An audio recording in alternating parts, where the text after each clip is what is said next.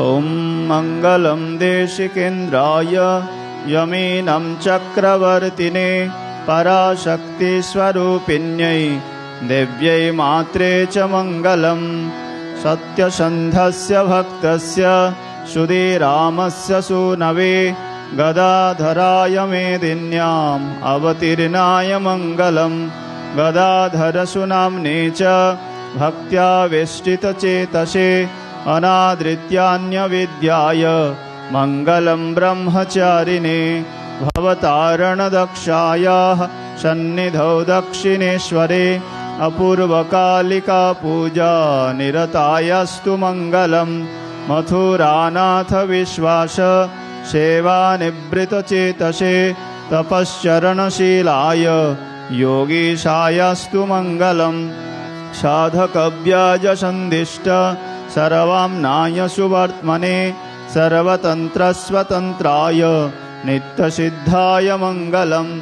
तपसि ब्रह्मचर्ये च या स्वस्सह धर्मिणी तस्या श्रीशारदा देव्या भर्त्रे भवतु मङ्गलम्। तोतापुरी अतिप्राप्त चरमाश्रमहेतुके समाधौ निर्विकल्पाख्ये सुदीर्घस्थाय मङ्गलम्।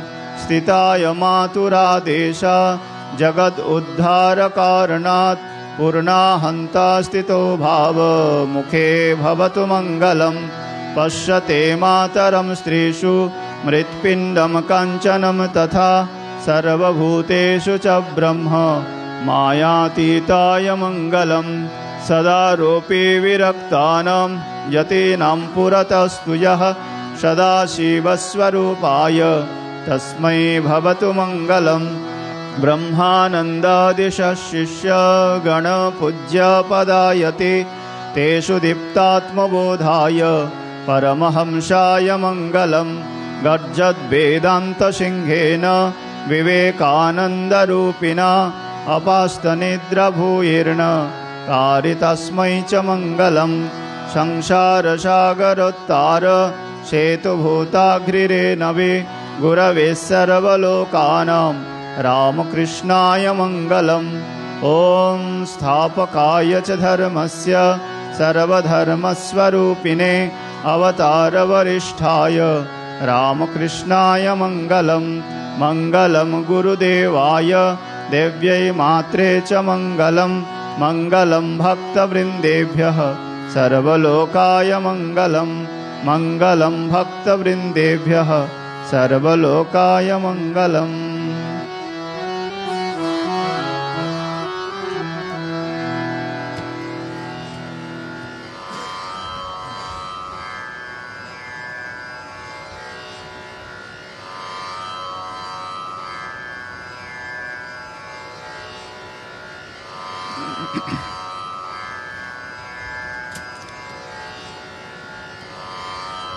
श्री जगद्धात्री स्तोत्रम पेज 120 120।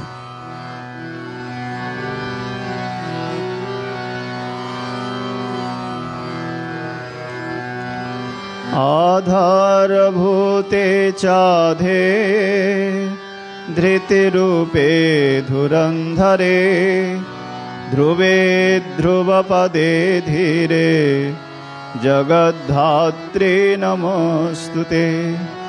शवाकारे शक्तिरूपे शक्तिस्ते शक्तिविग्रहे शक्ताचारप्रिये देवी जगद्धात्री नमोस्तुते। जयदे जगदानन्दे जगदेकप्रपूजिते जय सर्वगते दुर्गे जगद्धात्री नमोस्तुते। परमाणुस्वरूपे च द्वनुकादिस्वरूपिणी सूक्ष्मातिसूक्ष्मरूपे च जगद्धात्री नमोस्तुते। सूक्ष्मातिसूक्ष्मरूपे च प्राणापानादिरूपिणी भावाभावस्वरूपे च जगद्धात्री नमोस्तुते। कालादिरूपे कालेशे कालाकालविभेदिनी सर्वस्वरूपे सर्वज्ञे जगद्धात्रे नमोऽस्तुते। महाविघ्ने महोत्साहे महामाये वरप्रदे प्रपञ्चसारे साध्वीशे जगद्धात्रे नमोऽस्तुते। अगम्ये जगतामाद्ये माहेश्वरे वराङ्गने अशेषरूपे रूपस्थे जगद्धात्रे नमोऽस्तुते। द्विसप्तकोटिमन्त्राणां शक्तिरूपे सनातनी सर्वशक्तिस्वरूपे च जगद्धात्रे नमोऽस्तुते। तीर्थयज्ञतपोदान योगसारे जगन्मयी त्वमेव सर्वं सर्वस्थे जगद्धात्रे नमोऽस्तुते। दयारूपे दयादृष्टे दयाद्रे दुःखमोचनी सर्वापत्तारिके दुर्गे जगद्धात्रे नमोऽस्तुते। अगम्यधाम धामस्थे महायोगी सरित्पुरे अमेयभावकूटस्थे जगद्धात्रे नमोऽस्तुते। अमेयभावकूटस्थे जगद्धात्रे नमोऽस्तुते।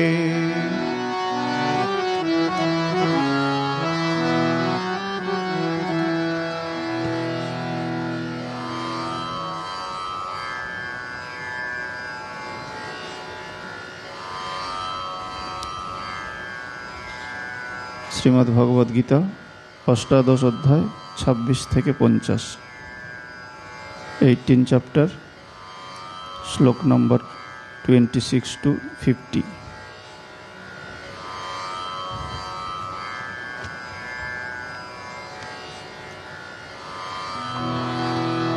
ॐ पार्थाय प्रतिबोधितां भगवता नारायणेन स्वयं व्यासेन ग्रथितां पुराणमुनिना मध्ये महाभारतम् अद्वैतामृतवर्षिणीं भगवतीम् अष्टादशाध्यायिनीम् अम्ब त्वाम् अनुसन्दधामि भगवद्गीते भवद्वेषिणीम्।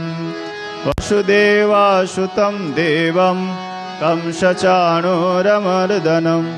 देवकी परमानन्दं कृष्णं वन्दे जगद्गुरुम्। अथ अष्टादशोऽध्यायः। श्रीभगवानुवाच मुक्तसङ्गनहं वादी धृत्युत्साहसमन्वितः सिद्ध्यसिद्ध्यो निर्विकारः कर्ता सात्विक उच्यते। रागी कर्मफलप्रेप्सुर्लुब्धहिंसात्मको शुचिः हर्षशोकान्वितः कर्ता राजस परिकीर्तितः अयुक्तप्राकृतस्तब्धः शठो नैष्कृतिकोलशः विषादी दीर्घसूत्री च कर्ता तामस उच्यते। बुद्धिर्भेदं धृतिश्चैव गुणतस्त्रिविधं शृणु प्रच्यमानमशेषेण पृथक्त्वेन धनञ्जय। प्रवृत्तिं च निवृत्तिं च कार्याकार्ये भयाभये बन्धं मोक्षं च या वेत्ति बुद्धि सा पार्थ सात्विकी। यया धर्मम् अधर्मं च कार्यं च कार्यमेव च अयथावत् प्रजानाति बुद्धि सा पार्थ राजसी। अधर्मं धर्ममिति या मन्यते तमसावृता सर्वार्थान् विपरीतांश्च बुद्धि सा पार्थ तामसी। धृत्या यया धारयते मनः प्राणेन्द्रियक्रियाः योगेन व्यभिचारिण्यां धृते सा पार्थ सात्विकी। यया तु धर्मकामार्थं धृत्या धारयतेऽर्जुन प्रसंगेन फलाकांक्षी धृति सा पार्थराजसी यया स्वप्नं भयं शोकं विषादं मदमेव च नावेमुञ्चति दुर्मेधा धृति सा पार्थतामसी सुखं त्विदानं त्रिविधं शृणु मे भरतर्षभ अभ्यासाद्रमते यत्र दुःखान्तं च निगच्छति यत्तदग्रे विषमिव परिणामे मृतोपमं तत्सुखं सात्विकं प्रोक्तम् आत्मबुद्धिप्रसादजं विषयेन्द्रियसंयोगात् यत्तदग्रे मृतोपमं परिणामे विषमिव तत्सुखं राजसं स्मृतं यदग्रे चानुबन्धे च सुखं मोहनमात्मनः निद्रालस्य प्रमादत्वं तत्तामसमुदाहृतं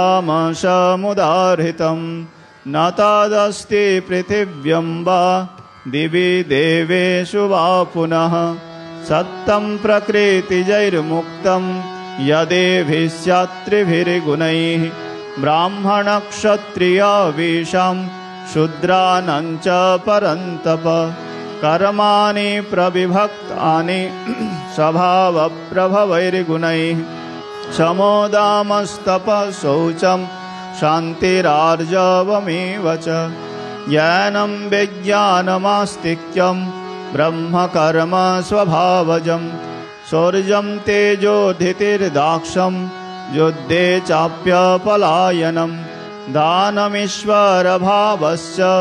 क्षात्रं कर्म स्वभावजं कृषिगौरक्षवाणिज्यं वैश्यकर्म स्वभावजं परिचर्यात्मकं कर्म शूद्रस्यापि स्वभावजं स्वे स्वे कर्मण्यभिरतः संसिद्धिं नरः स्वकर्मनिरतः सिद्धिं यथा विन्दति तच्छृणु यतः प्रवृत्तिर्भूतानां येन सर्वमिदं ततं स्वकर्मणा त्वमभ्यर्च्य सिद्धिं विन्दति मानवः श्रेयान् स्वधर्मविगुणः परधर्मात् स्वनुष्ठितात् स्वभावनियतं कर्म कुर्वन्नाप्नोति किल्बिषं सहजं कर्म कौन्तेय सदोषमपि न त्यजेत् सर्वारम्भा हि दोषेण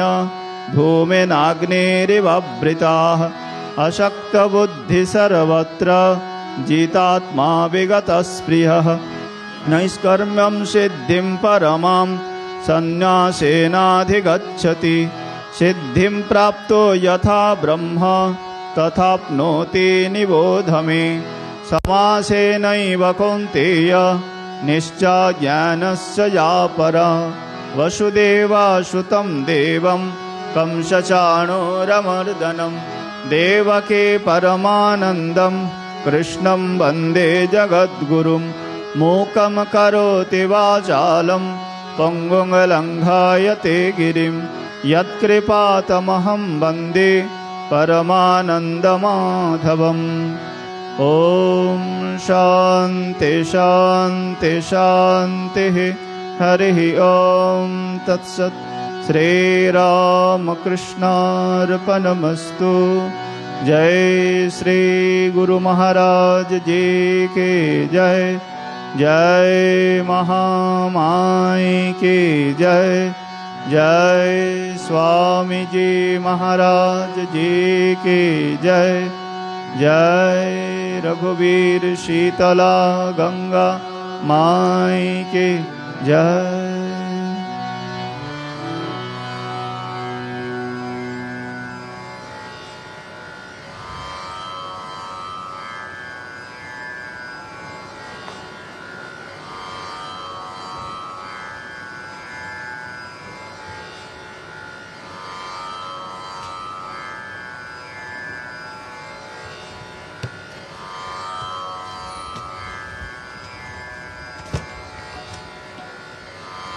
संगीत संग्रह 143 143 জাগো মা কুলকুণ্ডলিনী।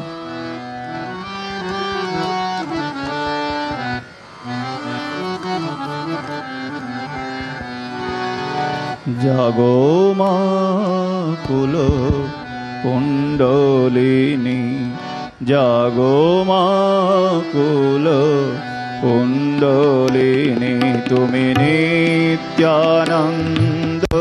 স্বরূপিণী, তুমি ব্রহ্মানন্দ স্বরূপিণী, প্রসুপ্ত ভুজগাকার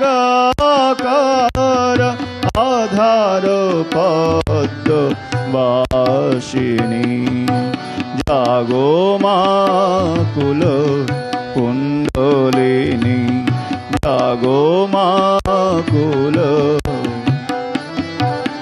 তুমি নিত্যানন্দ স্বরূপিণী, তুমি ব্রহ্মানন্দ স্বরূপিণী, প্রসুপ্ত ভুজগাকার আধার পদ্ম বাসিনী, জাগো মা কুলকুণ্ডলিনী।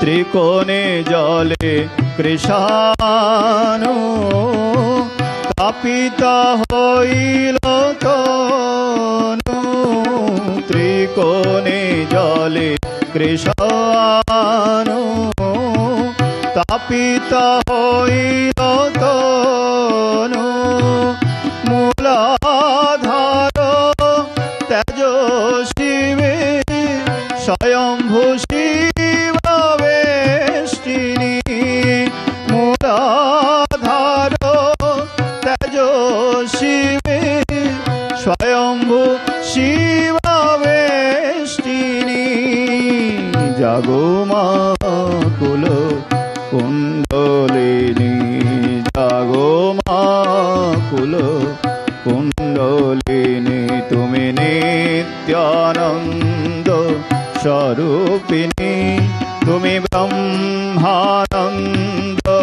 স্বরূপিণী, প্রসুপ্ত ভুজগাকার আধার পদ্ম বাসিনী, জাগো মা কুলকুণ্ডলিনী, জাগো মা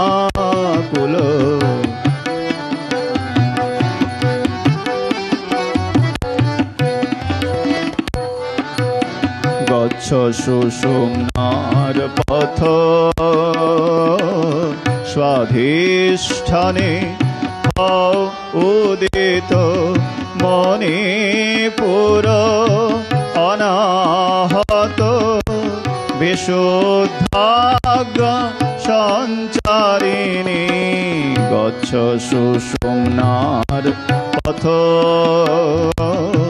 স্বাধিষ্ঠানে হও উদিত, মণিপুর অনাহত বিশুদ্ধাজ্ঞ সঞ্চারিণী, শিরসি সহস্র দলে পরম শিবেতে মিলে, শিরসি সহস্র দলে পরম শিবেতে মিলে, ক্রীড়া কর কুতূহলে সচ্চিদানন্দদায়িনী, ক্রীড়া কর কুতূহলে সচ্চিদানন্দদায়িনী, জাগো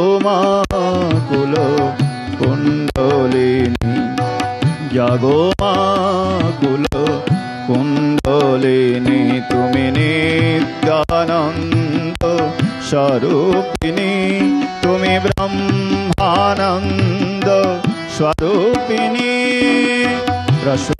তপ্ত ভুজগাকার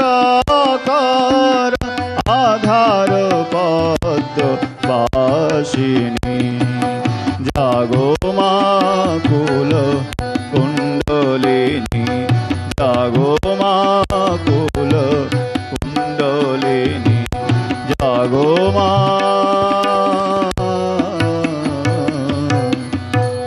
কুল কুণ্ডলিনী মা।